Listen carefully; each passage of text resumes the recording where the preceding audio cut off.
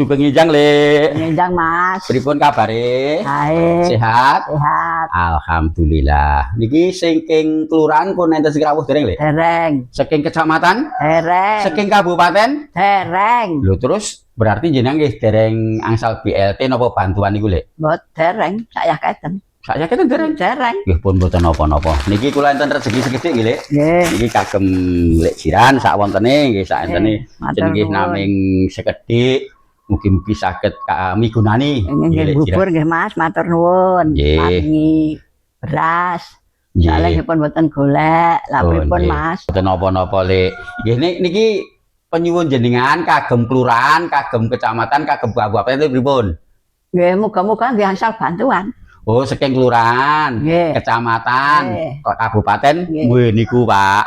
Bu, sing kawogan niki lek jiran nggih dipun perhatikan. Ya suwane pun 70 tahun mboten nangsal bantuan napa, monggo ingkang kawogan ingkang gadah wewenang ampun kesupen niku wong Iran mawon sing jarake niku ribuan kilo iso tepat sasaran kok.